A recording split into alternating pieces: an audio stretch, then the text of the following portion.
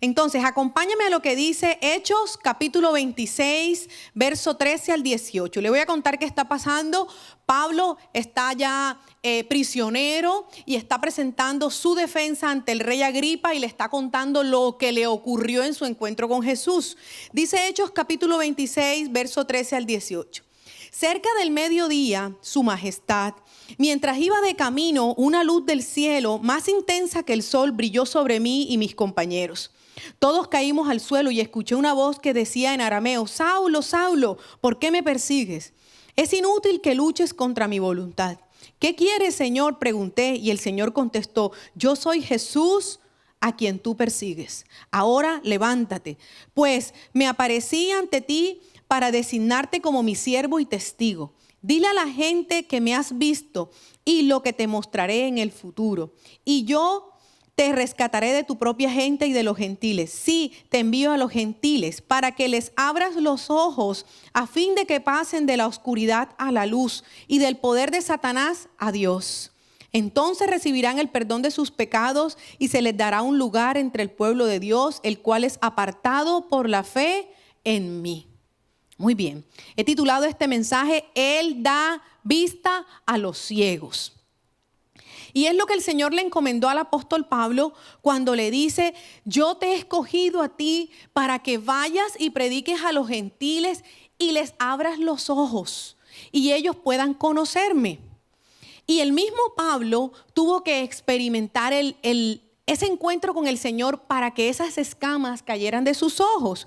Nos dice Hechos capítulo 9 que un hombre llamado Ananías es el enviado a orar por Saulo. Entonces, Hechos capítulo 9, verso 17. Entonces Ananías entró en la casa y poniendo sobre él las manos dijo: hermano Saulo, el Señor Jesús, que se te apareció en el camino por donde venías, me ha enviado para que recibas la vista y seas lleno del Espíritu Santo. Y al momento le cayeron de los ojos como escamas y recibió al instante la vista y levantándose fue bautizado. La obra de Jesús en nuestra vida es darnos vista. Y usted puede decir: no, pero yo tengo una visión normal. Pero realmente la obra de Jesús en nosotros es darnos una visión espiritual. Cristo vino a darnos luz y a darnos vista.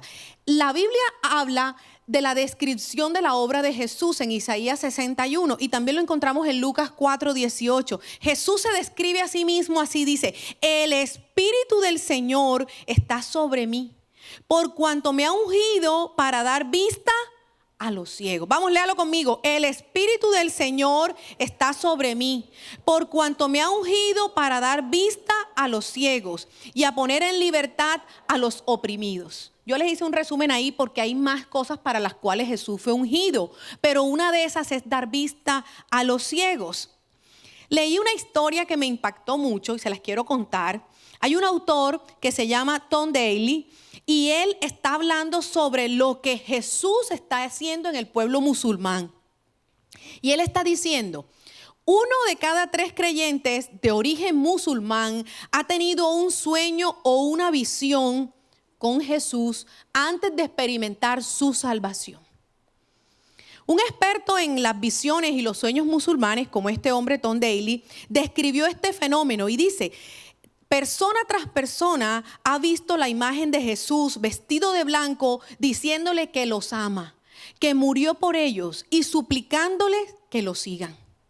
Esto está ocurriendo en Siria, en Irán y en Irak.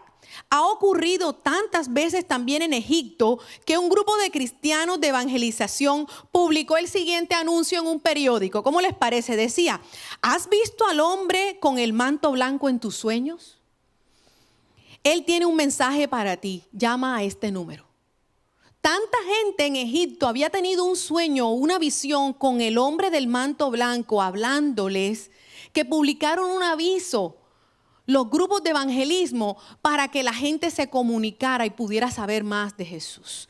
Y ahora este autor explica y dice: ¿saben por qué ocurre esto? El 50% de los musulmanes alrededor del mundo no sabe leer ni escribir. El 86% no conoce ningún cristiano. Así que Jesús los va a alcanzar directamente.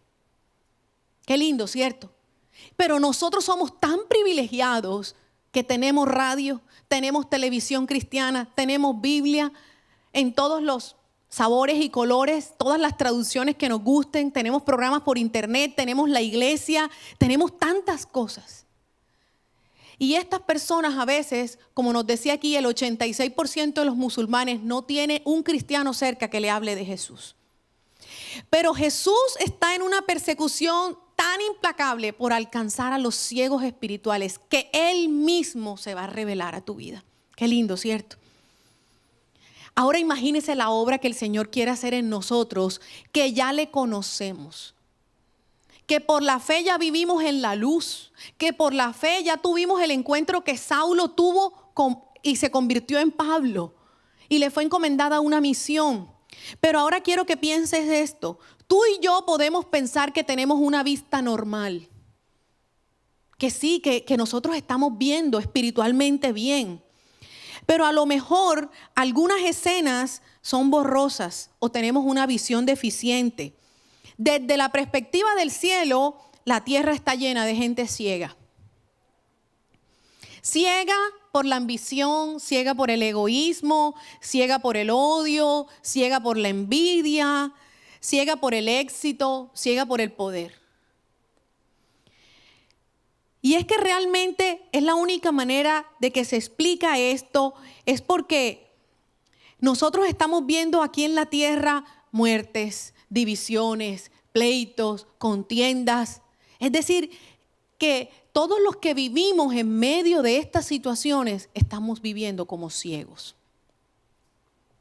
Dice Mateo capítulo 13, verso 13, aunque miran, no ven, y aunque oyen, no escuchan ni entienden. ¿De qué otra manera explicamos realmente que en el mundo actual haya tanta confusión y haya tanto caos? ¿De qué otra manera explicamos eso? ¿De qué otra manera explicamos que ese hombre sacara el revólver en medio de ese bloqueo y disparara su arma? ¿Y de qué otra manera explicamos que la gente en medio de la desesperación vino y él resultó allí muerto también? Solamente de que estamos ciegos, de que no estamos viviendo en la luz del Señor. ¿Cómo explicamos que haya amenazas constantes de guerra y muerte? Abortos, suicidios, asesinatos, bombas, adicciones, divorcio. ¿Cómo explicamos eso? Si realmente es que estamos ciegos. Y dice 2 de Corintios, versículo 4:4, Satanás, quien es el Dios de este mundo, ha cegado la mente de los que no creen. Son incapaces de ver la gloriosa luz de la buena noticia. No entienden este mensaje acerca de la gloria de Cristo, quien es la imagen exacta de Dios. Necesitamos un oftalmólogo espiritual. Tú y yo necesitamos colirio espiritual. Y es que puede ser que a veces nosotros estamos analizando las situaciones, los problemas, las redes sociales, las noticias desde nuestro intelecto, desde las ideas, los argumentos, nuestra formación. Hacemos un balance desde lo que nosotros creemos que es bueno o es malo. Pero quiero decirles que detrás de la escena de lo natural hay un mundo espiritual que está detrás de eso y a veces no le estamos preguntando al que sí sabe todo. ¿Qué está ocurriendo? Señor, ¿qué opera aquí? ¿Cuál es la verdad de esto? ¿Cómo debo orar por esto, Dios? Señor, ¿será que pongo ese comentario en las redes sociales? ¿Será que monto esa foto? Estamos en lo natural. Tú y yo no estamos viendo lo espiritual. En eso necesitamos colirio espiritual. Miren lo que el Señor le está diciendo a la iglesia de la Odisea y le está llamando la atención como si fuéramos nosotros.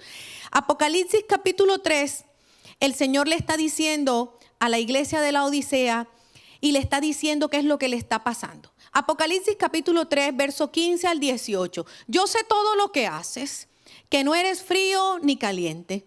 ¿Cómo quisiera que fueras lo uno o lo otro? Pero ya que eres tibio, ni frío ni caliente, te escupiré de mi boca.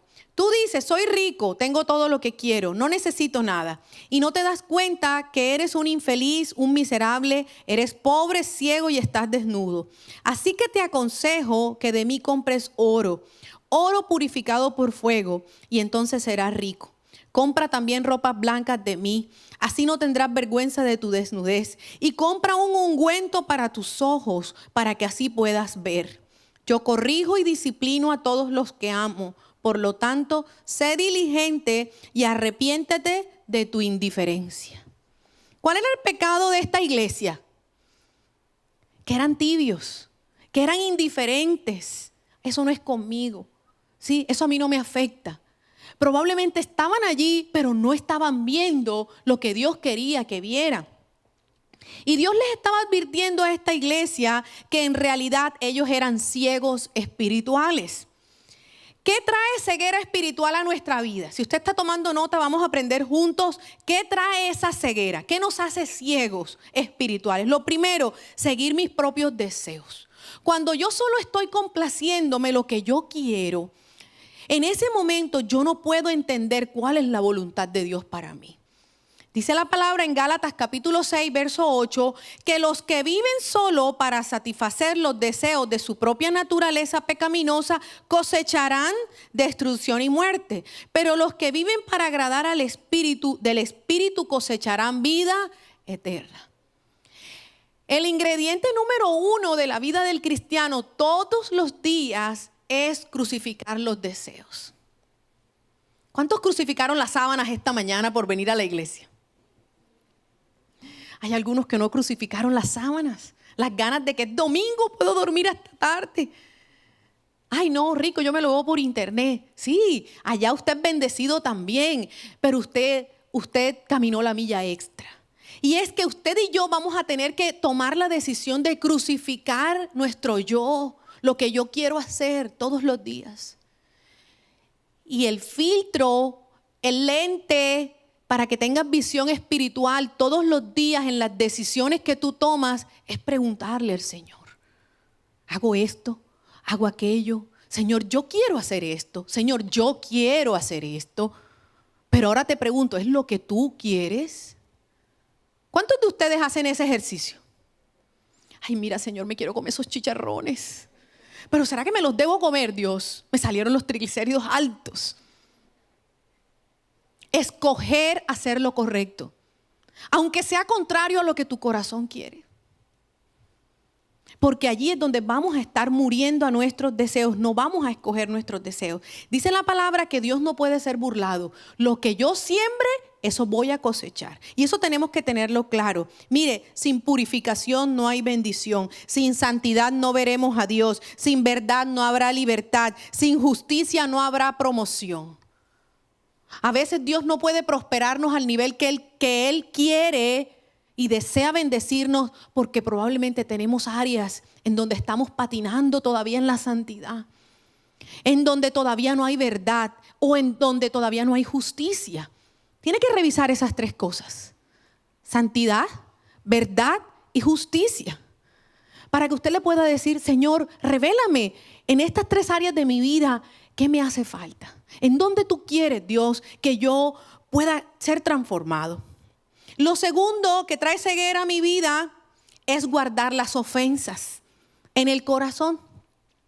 Y resulta que las ofensas en sí mismas son peligrosas. Pero cuando nosotros las dejamos allí, que se alberguen por tiempo, y como dice la palabra, la raíz de amargura crece, da unos frutos terribles: odio, rabia, celo, resentimiento, contienda, amargura, envidia. Y finalmente podemos caer en la tentación de los insultos, las divisiones, los pleitos, las traiciones.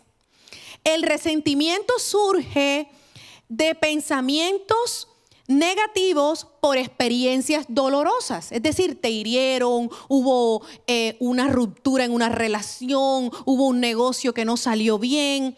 Y puedes tener este tipo de pensamientos. Mírelos para que usted se analice. Si usted puede pensar así, a lo mejor tenga que sanar alguna ofensa.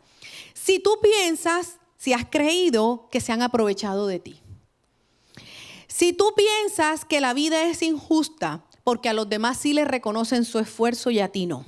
Si tú piensas que has sido maltratado física y emocionalmente. Si tú piensas que te han ignorado, que te han tratado como una persona sin importancia, que no te valoran.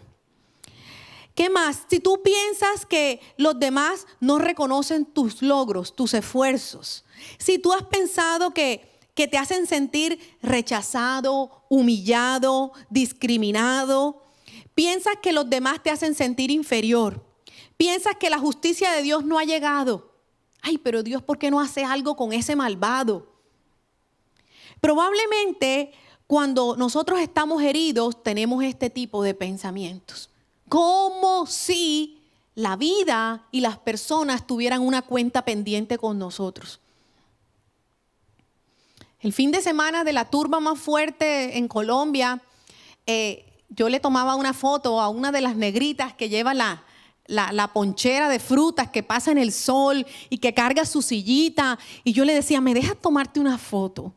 Sí, ¿y para qué? Yo le dije, ¿me dejas ponerla en las redes sociales? Y me dijo, sí, póngala. Yo le dije, ¿sabe para qué? Para que los jóvenes de hoy vean una mujer como tú, que se levanta. ¿Qué horas te levantas? Y me decía, ya antes de las 3 de la mañana estoy en pie. Que se levanta bajo el sol a llevar su ponchera para ganar el pan, honestamente. Sin solamente decirle a los demás y reclamar de los demás que los demás no me dan oportunidades. Y ella sonrió para su foto y yo la publiqué y yo le decía, Señor, esa mujer es esperanza de trabajo duro y honesto. Porque eso es lo que Dios quiere, que nosotros no estemos buscando afuera que los de afuera me hagan justicia, que los de afuera me paguen algo, que el gobierno me pague algo. De la mano de Dios, dice la palabra, que el Señor es el que prospera, que el Señor es el que da la fuerza para hacer la riqueza, que es Dios el que nos coloca en lugares de honra, que es Dios el que quita reyes y pone reyes. Entonces allí nosotros tenemos que pedirle al Señor, denle el aplauso a Dios, ¿sí? Tenemos que decirle al Señor que si nosotros estamos heridos, que si nosotros queremos salir a hacer grafitis a las calles, que si queremos salir a tirar piedras, que si queremos hacer algo, tenemos que crucificarnos. Y decirle, Señor, estoy herido, sentí que no me dieron, no me recibieron en ese empleo. Señor, mira, no hay oportunidades, pero es a Dios donde tú tienes que ir a que sane la herida de tu corazón. Porque si vamos por allí heridos, resentidos, si vamos por allí reclamándole a toda la gente que tienen una cuenta con nosotros, nosotros vamos a andar con el corazón enfermo. Dice Proverbios 4:23, por encima de todo guarda tu corazón, porque de él mana la vida. Si tu corazón se te daña con resentimientos, con odios, entonces tú no vas a poder tener vida en ninguna área de tu vida. Lo tercero que trae ceguera espiritual es oponerme al propósito de Dios. ¿Cómo te opones al propósito de Dios? Cuando tú no aceptas la voluntad de Dios y probablemente somos instrumentos a veces de Satanás. Miren estos casos, es impactante, dice la palabra en Nehemías, usted puede leer todo, Nehemías es precioso, pero en especial el capítulo 4 nos está contando que Zorobabel fue enviado a reconstruir los muros de Jerusalén y había allí, ¿sí?, unos hombres llamados Sanbalat y Tobías. Dice la palabra que día y noche al principio intimidaban al pueblo y le decían, ustedes son poca cosa, ustedes, ¿quién dijo que van a lograr eso? Pero cuando ya el pueblo de Israel se levantó, se armó, le creyó a Dios, venció y empezó a construir la muralla, entonces cambiaron el ataque y el ataque ahora era burlarse. Y después de que se burlaban les decían, eso va a funcionar, eso se monta una zorra ahí y eso se cae. Entonces nosotros tenemos que identificar qué personas operan como Sanbalat y Tobías en nuestra vida. Primero para intimidarnos y luego para burlarse de lo que nosotros estamos haciendo porque Dios nos mandó a hacerlo. Pero a veces nosotros somos los Sanbalat y Tobías, ¿o no es así? A veces nosotros somos los que estamos desanimando a otros, persiguiendo, burlándonos. Y allí tenemos que decirle al Señor, Señor, ¿estoy oponiéndome al propósito tuyo? Porque probablemente estemos peleando directamente con Dios. El segundo caso de oponerme al propósito de Dios lo encontramos en el corazón desleal de Judas.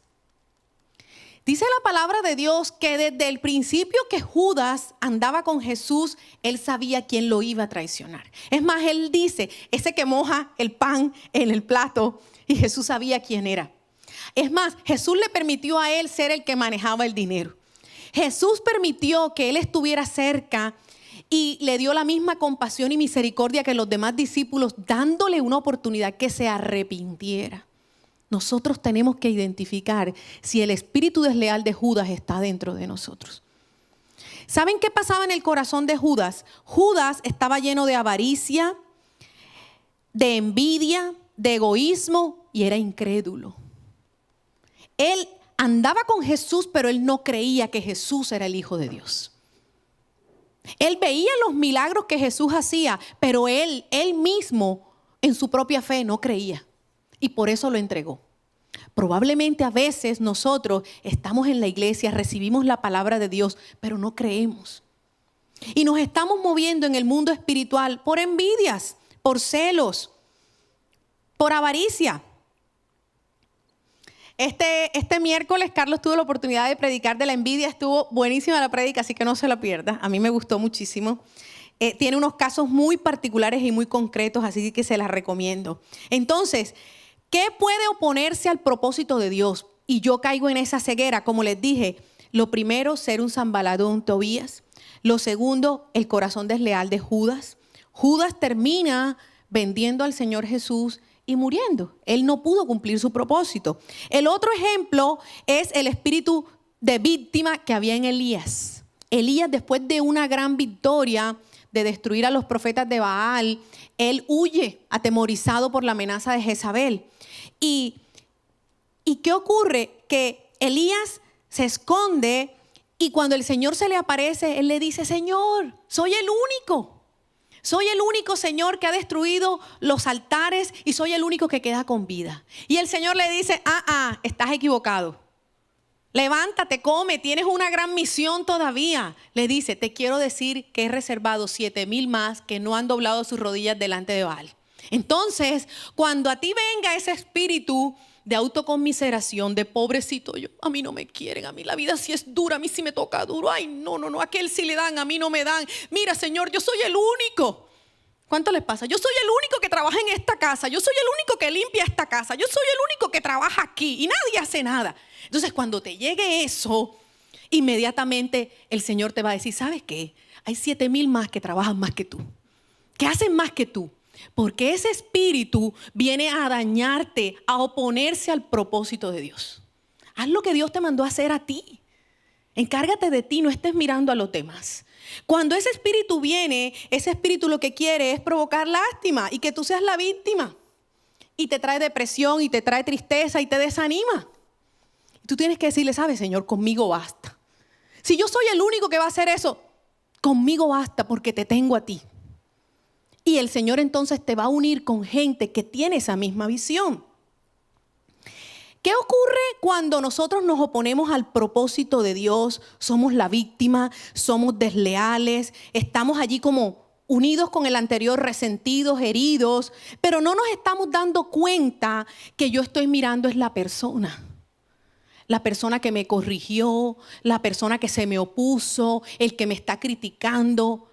Es que detrás de eso está la mano de Dios. A veces usted y yo podemos resentirnos porque no me pusieron, porque no me nombraron, porque allá no me tuvieron en cuenta. Pero no nos damos cuenta que detrás de eso está el Señor. Él es el que obra en nuestra vida. No puedes mirar la mano, no puedes mirar el cincel. Tienes que mirar el que está detrás golpeando el cincel, que es el Señor. Nada de lo que ocurre en nuestra vida es sin propósito. El cuarto punto que te puede traer a ti ceguera es la terquedad y el orgullo. Y les quiero decir, el terco y orgulloso es rebelde. Eso está unido. No acepta la corrección. La Biblia nos está diciendo que qué aflicción les espera a aquellos que son sabios en su propia opinión. Aquellos que no se dejan corregir, aquellos que no quieren ser enseñados. Isaías capítulo 5, verso 21. Qué aflicción para los que se creen sabios en su propia opinión y se consideran muy inteligentes. Será necesario humillarlos y aprender a depender de Dios. Ejercítese en someterse con humildad a las cosas que a usted no le gustan o no le agraden. Si nosotros allí somos entrenados en someternos a aquello que nos desagrada, nosotros vamos a someter el orgullo, Vamos a someter la terquedad. Vamos a someternos para que podamos ser enseñados e instruidos por el Señor. Mire, allí les puedo poner el ejemplo, la historia de los hijos de Elí. Dice la Biblia que los hijos de Elí, junto con el sacerdote Elí, tenían el privilegio de presentar el sacrificio en el templo. Eran la familia sacerdotal escogida. Pero los hijos de Elí no los corregían y tampoco aceptaban la corrección. Es más, cuando el papá les dijo que estaban haciendo mal de comerse la porción de los sacrificios que eran del Señor, en ese momento ellos no le hicieron caso a su papá. Y finalmente su padre muere y sus hijos también. Y el legado en esa familia de ser sacerdotes se perdió. Entonces, cuando nosotros somos tercos y orgullosos, no nos vamos a someter a nadie.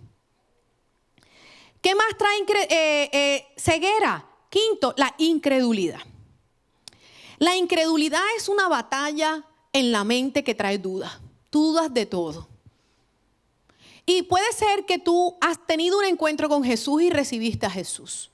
Pero todo por donde el Señor te quiere enseñar, tú dudas de todo. ¿Será que eso que me están enseñando sí es verdad? ¿Será que ese pastor sí es ungido de Dios? ¿Será que ese líder sí tiene capacidad para enseñarme a mí? Hay incredulidad. Miren lo que estaba pasando en este momento. Mateo capítulo 13, versos 53 al 58. Dice, cuando Jesús terminó de contar esas historias e ilustraciones, salió de esa región. Regresó a Nazaret, su pueblo. Cuando enseñó allí en la sinagoga, todos quedaron asombrados y decían, ¿de dónde saca esa sabiduría y el poder para hacer milagros? Y se burlaban. No es más que el hijo del carpintero, y conocemos a María, su madre, y a sus hermanos Santiago, José, Simón y Judas. Todas sus hermanas viven aquí mismo entre nosotros. ¿De dónde aprendió esas cosas? Se sentían profundamente ofendidos y se negaron a creer en él. Entonces Jesús les dijo, un profeta recibe honra en todas partes menos en su propio pueblo y entre su familia. Por lo tanto, hizo solamente pocos milagros allí debido a la incredulidad de ellos. Si tú vienes a la iglesia, pero tú no crees en lo que la iglesia hace, tú no crees en lo que el pastor te está hablando, tú no crees en lo que el líder te está hablando, no vas a recibir el milagro. No porque nosotros seamos los que hacemos la obra, sino porque somos instrumentos de Dios.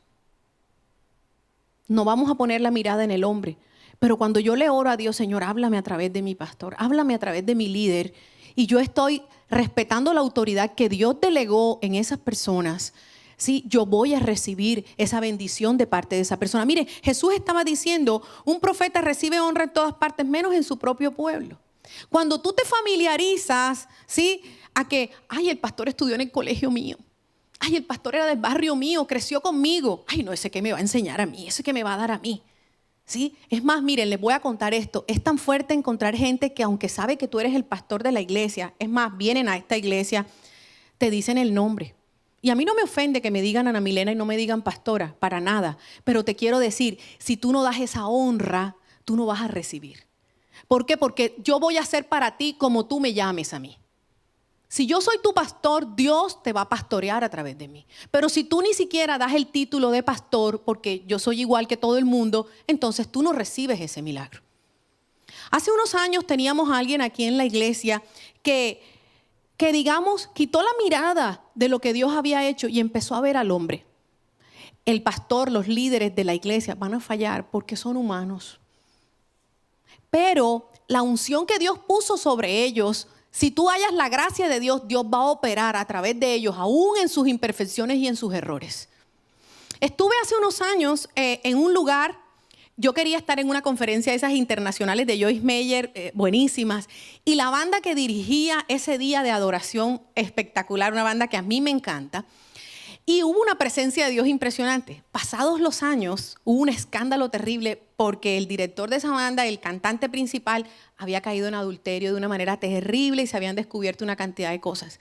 Y yo le decía, Señor, pero ¿cómo es posible que este hombre que ministró tremenda presencia tuya tenía esta vida escondida? Y el Señor decía, ¿sabes qué? Lo que ese hombre hizo de mi presencia es genuino. No mires el barro, ¿sí? No mires lo de afuera. Mi presencia estaba ahí por amor a ustedes. Así que Tú no te excuses en que tu líder y tu pastor tengan que ser perfectos para que tú los puedas honrar y Dios pueda darte un milagro a través de ellos. Porque si tú estás todo el tiempo acusándolos o mirando la viga en el ojo, la paja en el ojo, tú no vas a recibir de ellos.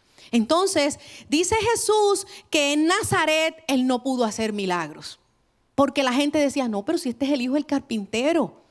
Y no le dieron la honra que Él merecía. Si tú le das la honra, la autoridad espiritual que Dios puso sobre ti, el milagro, la dirección, el consejo, la sabiduría, lo que Dios quiere hablarte a través de ellos, lo vas a recibir. Dice Hebreos 3:12, mirad hermanos que no haya en ninguno de vosotros corazón tan malo e incrédulo que se aparte del Dios vivo. Tenemos que buscar a personas incluso de la fe que nos levanten, que oren por nosotros, que nos guíen. ¿Cómo es que caen esas escamas de nuestros ojos? ¿Cómo conseguimos ese colirio espiritual?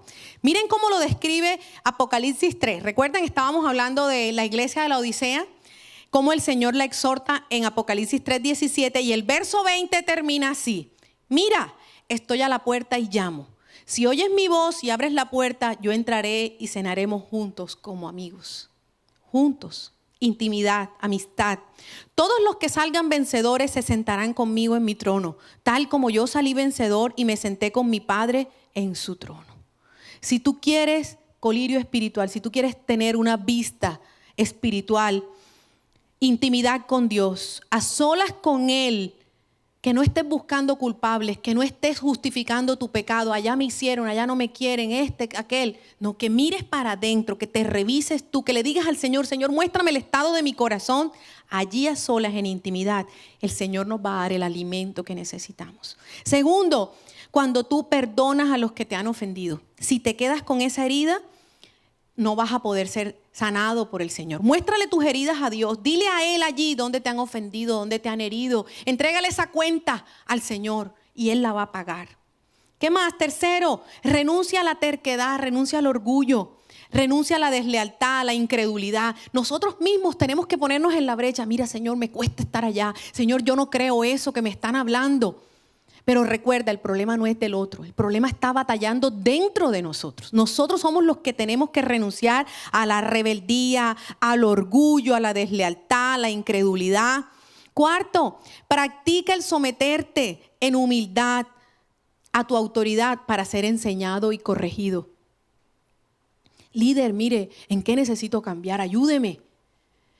Alguien se quejaba en una red social y decía, pero es que ese líder nunca me promueve para que yo sirva en la iglesia. Yo he querido servir allá, pero es que allá no dan oportunidades para servir. Si no hago el nivel 1, el nivel 2, el nivel 3, Y había como un sindicato, ¿no? Contra la iglesia. Entonces resulta que nosotros le dijimos, ven acá, pero ¿en qué momento tú te has acercado donde tu líder con corazón enseñable a decirle, ¿sabes qué, líder? Si tú todavía no me quieres poner a servir, dime en qué tengo que trabajar, trabajemos juntos. Pero si tú no le aceptas cita al líder, no quieres ser enseñado ni aconsejado, entonces ¿por qué quieres solamente ser visto para que los demás te vean? Probablemente para llenar un vacío que tú tienes en el corazón de que te vean, ay, ese cómo es espiritual, mira, ya lo pusieron allá, ya hace esto. Mire, dice la Biblia que estamos recibiendo el aplauso de la gente y dice que esa es nuestra recompensa. Yo no sé cuántos quieren esa, yo no quiero esa recompensa. Yo quiero la recompensa que viene de mi Padre, que me bendice, que me acepta, que me promueve Él, que me pone el chulo en el cielo y me dice, hijo mío, tú eres el que te encuentras conmigo, tú eres el que te humillas, el que me busca, me agrada tu corazón. Pero si el hombre nos exalta, eso es muy fácil, ¿cierto? Que te soben a ti y que te digan, ay, qué bueno eres. Eso lo consigues en todas partes. Si tienes dinero, más. Pero realmente que Dios sea el que nos promueva, eso es lo que tenemos que buscar. Practica someterte a tu autoridad. Y quinto, dale honra y respeto a quien Dios ha escogido como instrumento para guiar tu vida. Dale honra y respeto. Sométete, pregúntale. Líder, mire, está pasando esto en mi vida, ayúdeme, oremos. ¿Qué me muestra Dios? ¿Qué debo hacer? Deme una dirección. ¿Usted qué piensa? Y no haga lo de el notifíquese y cúmplase. ¿Sí? Líder, respáldeme en oración. Mire, mañana me voy para París. Es más, te llaman del aeropuerto, te mandan la foto. Líder, ore por mí, voy para París. Pero ¿y yo por qué voy a respaldarte y a orar por eso si ni siquiera le preguntamos a Dios si era la voluntad de Dios que te fueras para ese viaje o no? Como la persona esa que vino, mire, yo necesito que usted me ayude a resolver este problema con esta persona porque yo le presté una plata y ahora no me quiere pagar. Y yo le dije, ¿y usted me vino a preguntar si se la prestaba o no? ¿Por qué quiere que yo le resuelva el problema cuando usted no pidió consejo antes? Ojo, a veces nosotros queremos manipular a Dios de esa manera y luego cuando no consultamos a Dios, el malo es Dios y el malo es la iglesia. No, tenemos que decirle, Señor, yo no puedo engañar a nadie. Tú sabes toda la verdad de mi corazón. Y nosotros tenemos que decirle, como dice la palabra, Señor, engañoso es mi corazón. Mi corazón solo quiere escuchar lo que le conviene, ¿cierto? Y no me gusta a veces que me confronten, no me gusta que me digan mi pecado, no me gusta lo que tengo que cambiar. Pero mire, esas personas responden delante de Dios por la vida nuestra espiritual. Dice la palabra en Ezequiel que la sangre de aquellos que se pierden corren sobre esos que son autoridades espirituales. Y yo realmente no quiero estar allí. Así que nosotros tenemos que darle honra y respeto a esas personas que Dios ha escogido. Mire, yo recordaba preparando esta palabra que hace más o menos 20 años Dios puso en nuestro camino a una pastora sencilla que solamente había hecho primaria y hasta el día de hoy, pasados 20 años, la honramos. La llamo para que ore por mí, la llamo para que ayunemos. Mira, tengo este problema, ayúdanos en oración. Porque acuérdate, no es la persona, es Dios que escoge a quien Él quiere como instrumento para guiarnos. Hace poco hablaba con alguien que me encontré, que la estimo y todo. Y le dije, ay, ¿qué te ha pasado? No te volvimos a ver por la iglesia. Después de la pandemia ha pasado mucho, ¿no? Y entonces me dice, no, es que como yo estaba en otro país, entonces allá empecé a conectarme a una iglesia que me encantó. Entonces yo volví, pero yo ahora me conecto allá. Y yo le dije, mira, la tecnología es espectacular, me encanta que hoy te puedas conectar con Australia, con Estados Unidos, con Canadá, pero el propósito de Dios es la iglesia local. ¿Por qué? Porque la iglesia local es la que te va a levantar los brazos cuando tú tienes un problema. La iglesia local es la donde tú vas a poder servir. Tú te puedes quedar muy cómodo conectado por internet y qué maravilla que hemos podido recibir de muchos lugares. Pero tú tienes que ser fiel donde Dios te puso. Dice la palabra que florecerán los que están plantados en la casa de Dios. Entonces no podemos subestimar nuestra iglesia chiquita, no, porque es que yo soy más guau. O sea, yo soy estrato tal que entonces yo ahora me conecto allá donde es más guau, ¿sí? Donde va fulano y donde es en otro país y donde es en inglés. No seas tonto. El Señor busca el corazón sencillo y el Señor quiere que seamos fieles allí donde Dios nos colocó. ¿Qué más te quiero contar? Yo recuerdo que hace unos 7 años, en una vigilia, estando todavía en la otra sede, el Señor nos da una palabra muy fuerte y nos decía, voy a mover los cimientos de este lugar. ¿Saben por qué? Porque muchos de los que me sirven en este lugar, dice el Señor, tienen irrespeto, incredulidad, rebeldía. Están aquí, sirven en esta iglesia, pero hablan mal de la iglesia, hablan mal de los pastores, hablan mal de todo lo que la iglesia hace, nada les parece. Y saben que nos parecía tan fuerte la palabra que nosotros decíamos, Señor, esto no puede ser real. Mire, y empezamos a ver poco a poco cómo esas personas fueron siendo removidas por Dios. Al día de hoy muchos de ellos no están. Y en especial recuerdo un hombre que Dios lo traía a memoria y recuerdo que se pidió una cita después de esa palabra. Y dijo, mire, pues yo me sentí muy confrontado con eso que Dios dijo. Pues sí, yo soy el que a mí no me gusta lo que ustedes hacen esto. ¿Quiénes son ustedes para decir aquí quién sirve y quién no? ¿Quiénes son ustedes aquí para dar las órdenes en esta iglesia? Y entonces Bernardo y yo como que nos mirábamos así con los cachetes colorados y no sabíamos qué responderle. Porque sentíamos que era tan, como uno podría decir, tan atrevido, de que no reconocía ni respetaba ninguna autoridad. Entonces nosotros sencillamente le dijimos, mira, a Dios le plació ponernos aquí a dirigir su casa y es por pura gracia, Él lo hizo y nosotros tenemos que rendirle cuentas a Dios por eso. Entonces nunca peleamos con Él, lo seguimos saludando, Él siguió yendo a la iglesia, pero pasados los años ya Él no está aquí. Nadie le dijo que dejara de venir, ni él ni su familia está aquí, pero les quiero decir, el propósito que Dios tenía con él y con sus hijos se perdió. Pasados algunos años, uno de sus hijos todavía venía aquí a la iglesia. Y en uno de los grupos de los jóvenes sabíamos que esa persona venía a buscar los jóvenes aquí para llevárselos a cosas del mundo. En especial una niña le dijo a la líder: ay, he dejado de andar con esa niña porque todos los viernes me tenía un plan con una persona ahí en Buenavista. Llevaba un grupo de aquí de niñas para salir con hombres allá que nos invitaban, hombres mayores casados. Y yo decía: Señor, la rebeldía de ese hombre desató el pecado de sus hijos.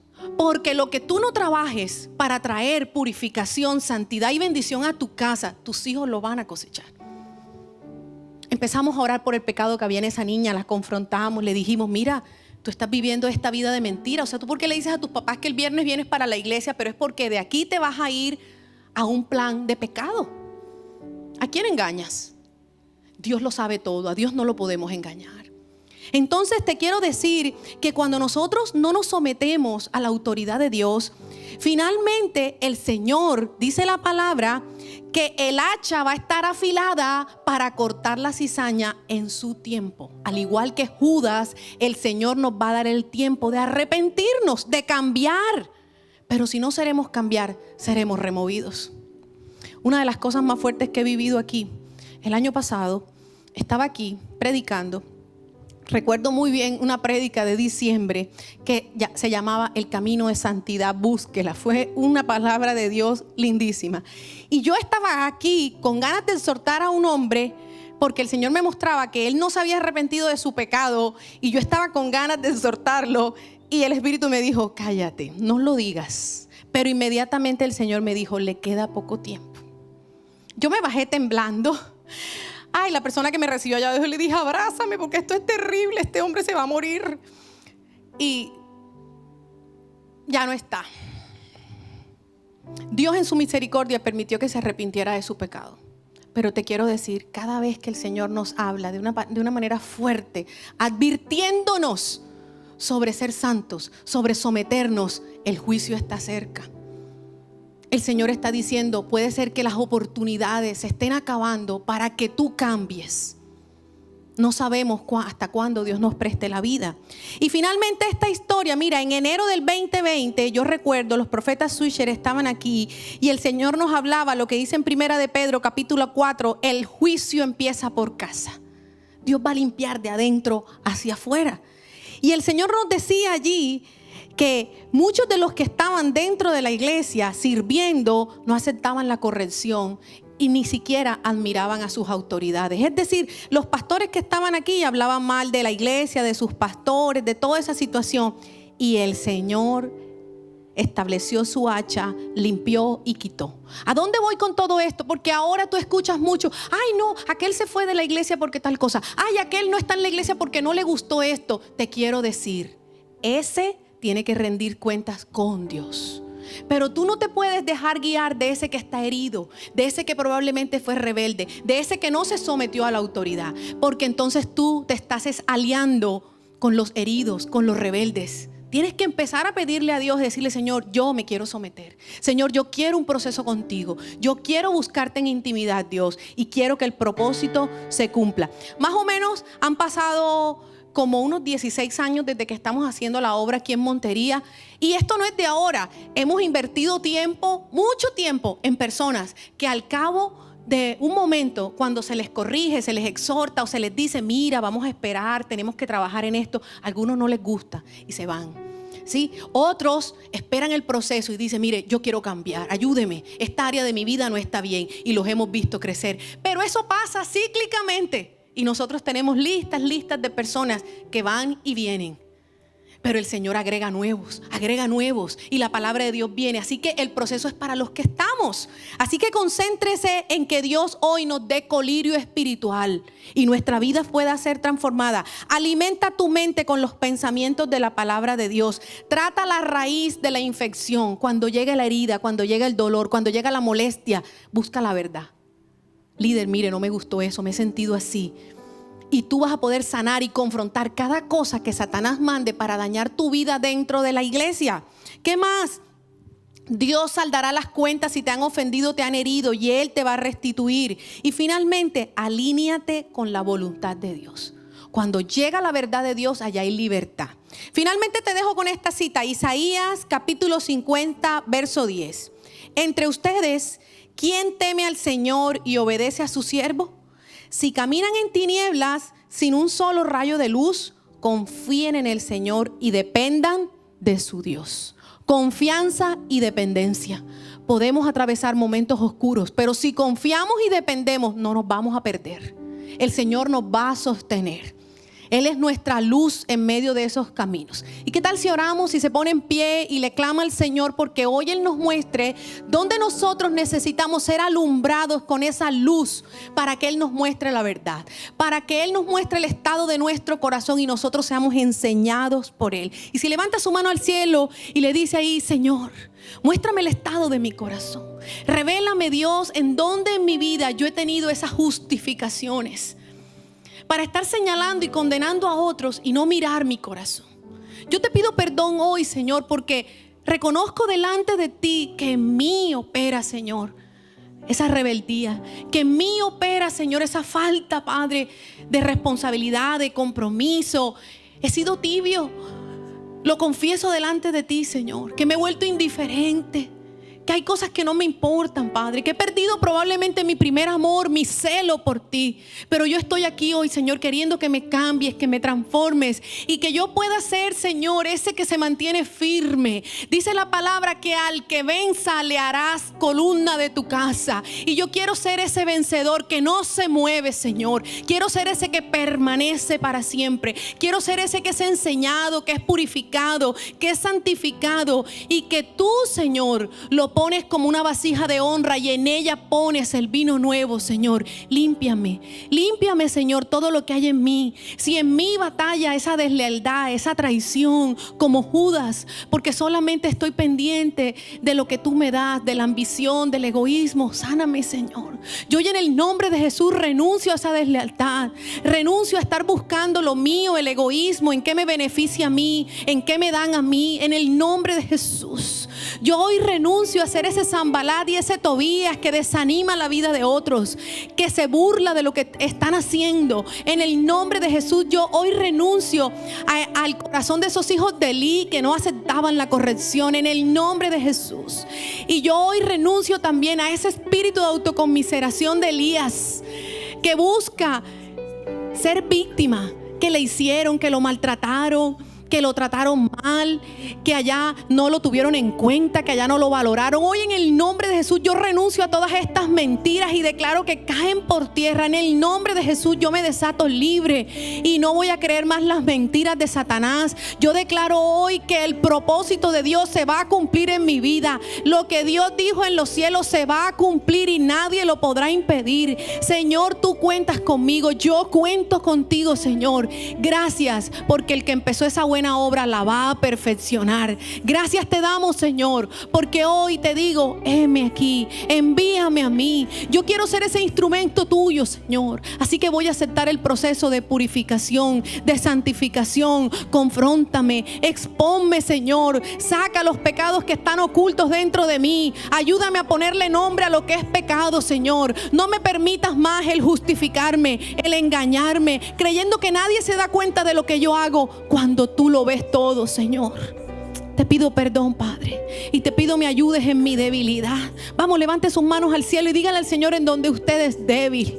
Y dígale: Señor, solo no puedo. He intentado dejar este pecado y no he podido, Señor. Pero a esta hora yo te pido que tu Espíritu me fortalezca para tomar la decisión de erradicar el pecado de una vez por todas en mi vida. Yo quiero ser santo para ti. Y yo creo que tu Espíritu hoy me da el poder, que tu Espíritu me da la fuerza, Señor, para poder vencer a toda tentación de oscuridad, toda tentación de tinieblas, toda tentación de sexo desordenado, toda tentación de manejo ilegal de las finanzas, toda tentación de la crítica, del juicio, de la envidia, del egoísmo. En el nombre de Jesús, en el nombre de Jesús, yo me desato libre y declaro ahora, Señor, que estoy aferrado a ti, Padre, y tú eres el capitán de mi barca, Señor, y mi familia y yo serviremos al Señor, Padre. Yo me arraigo en ti, Señor, y desato por la fe que mis hijos te te servirán, que mis nietos te servirán y mis generaciones serán benditas.